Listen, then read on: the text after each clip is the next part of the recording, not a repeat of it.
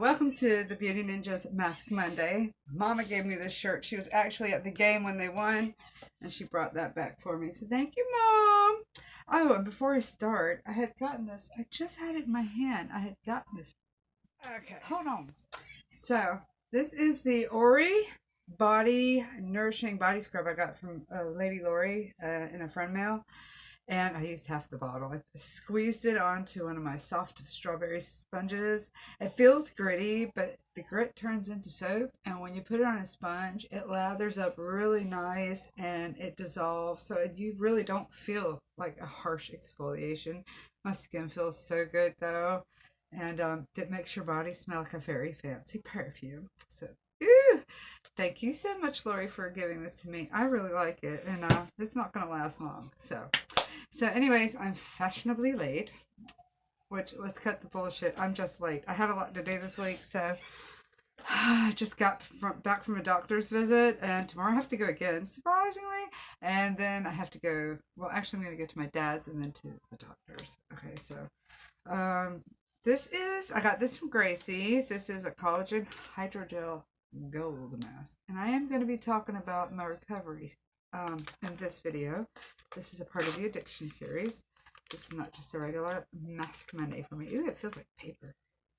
It is. Look, see that? Isn't that weird? And this is from the Maskology. Yeah, this is a collagen one. It's supposed to give you elasticity and brightness.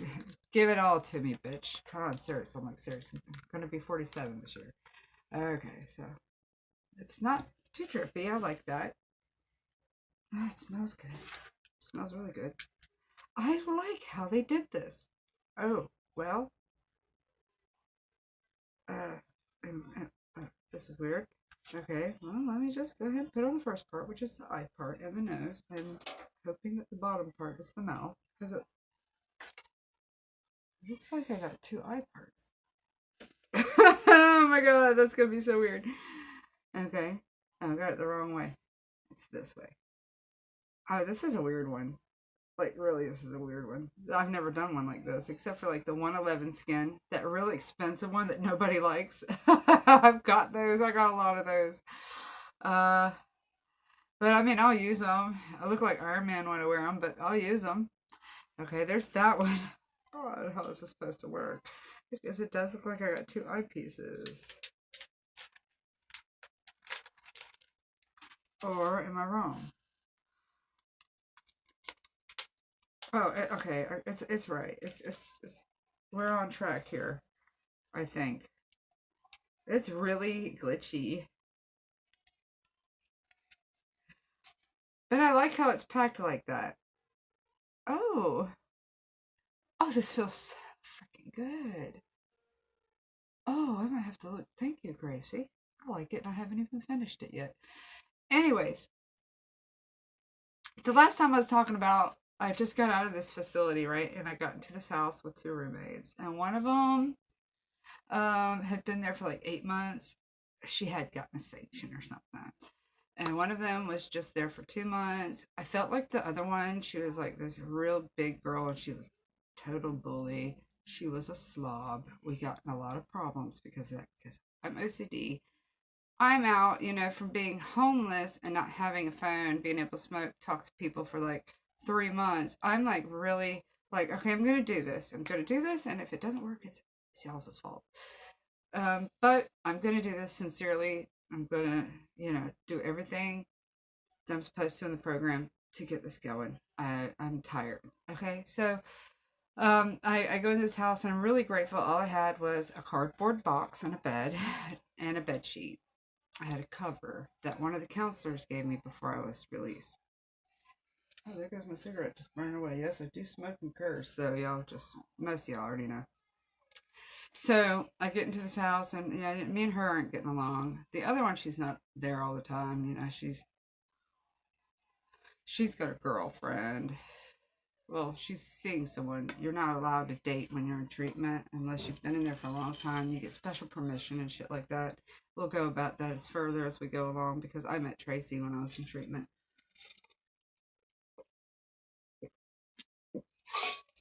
Oh, ain't nothing better than water. And so anyways, oh, my freaking back is killing me again. Um, so you have a schedule. You get Monday through Friday. You get picked up at 7 o'clock in the morning. No one's allowed to come to your house. You're not allowed to go to theirs without permission. No dating at all. You're not allowed to ride with men.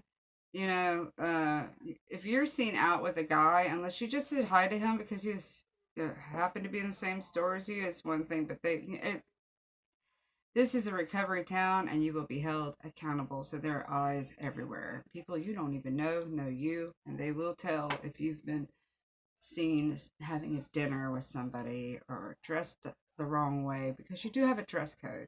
Like your hands, okay, let me see, I can't do this because I don't have any pants on. But if your fingertips, you are not allowed to wear anything shorter than your fingertips, right? Like shorts, skirts. You have to wear shorts under your skirts. You cannot wear leggings unless it's covered by your shirt, your butt part. No tank tops unless you have a shirt on top of it. It's like all that kind of stuff. You cannot go and get any over-the-counter medicine. And they will search your house and see if you have it. You cannot get milk of magnesia or Educalax, any goody powders, aspirin. You're not allowed to have anything without approval from the nurse, okay? So you have to be at your doorstep at 7, Monday through Friday, and they pick you up and they take you to your class, which ends at 12. It starts at 8, and you'll be there before 8. Then we do our little chores to clean up the building. And, you know, like one person sweeps, one mops, one wipes the kitchen and the coffee. One takes care of the coffee machine because they had a coffee machine for us. And there's a fridge in case you bring your lunch, you know, for your little lunch break. So class starts at 8, and you better make sure you go to the bathroom before you start class, unless you've got like something really wrong with your stomach or something, period or whatever. And because they take notes on that shit. So, and you cannot be late. You're allowed to walk home if you want to, you know, to get accustomed to the area, because most of us, when we start treatment, we have nothing. No bikes, no cars, no license, no ID, no all that shit. You have to actually get all that. You're rebuilding your life, right? So when it ends, you can do community service for an hour and get credited for it for a drug screen. A drug screen costs $10. You have to have that $10 there and pay for it, or you have to have credit on your community service, or you automatically get tested as a negative. And then that shows up and you have to go to court and tell the judge why you didn't take care of your community service. And it was random. Each person had a color and like a color group. And so when the color group red was called, they were to do a drug screen that day. When a color group green was called, you had to do a drug screen that day. Sometimes, and it was mostly 2-3 times a week, right? Sometimes when somebody got in some trouble and theirs was positive, or they got caught with a guy in the room at their house or something, everybody had to do it, and which costs extra money and piss everybody off, right? So when somebody gets caught doing some bullshit, we have an accountability group. We sit there and the person confesses to what they've done before they get sent to jail.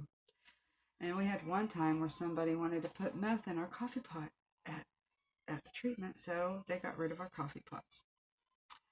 Very nice. But we got it back about 8 months later. We got our coffee pot back. But so then we do these groups, and a lot of it, the first half of it until lunchtime, which is 10 o'clock, you do like, you share. Everybody shares around the room what they're going through.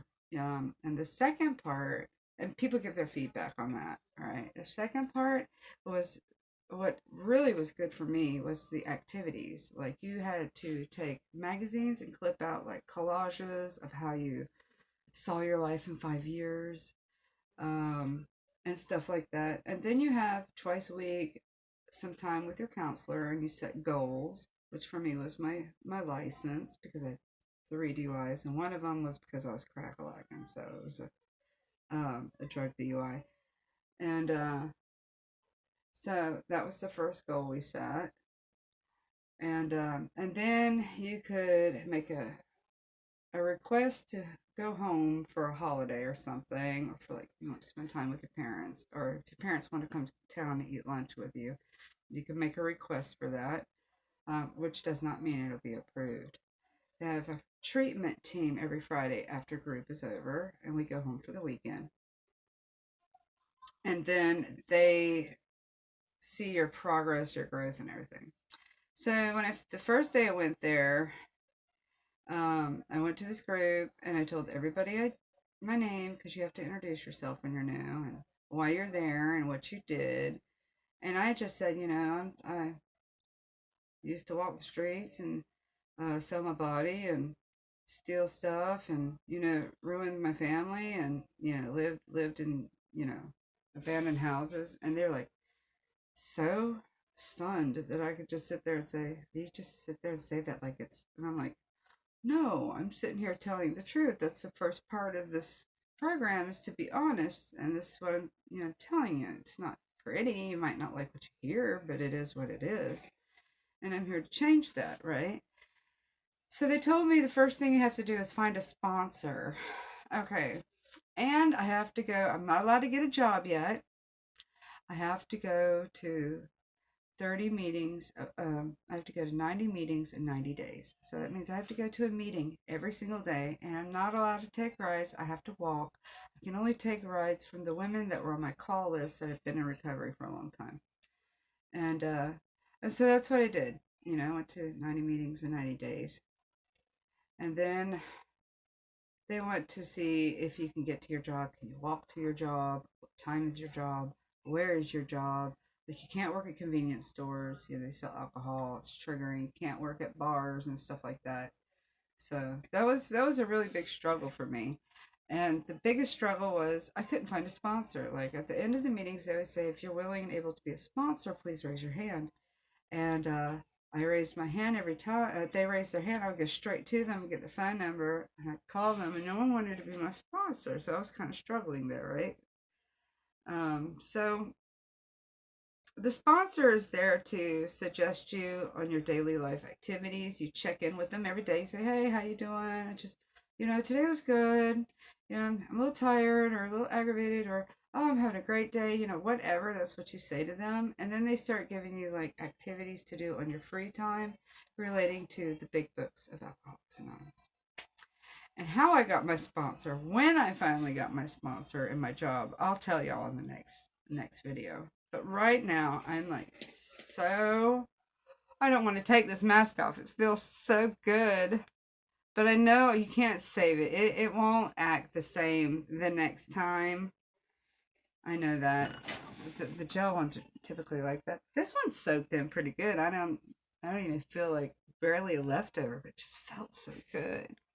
Do I still have my wrinkles? Yes, I do. But anyways, thanks for watching. Sorry I'm so late. And I'll see y'all in the next video. Love you so much.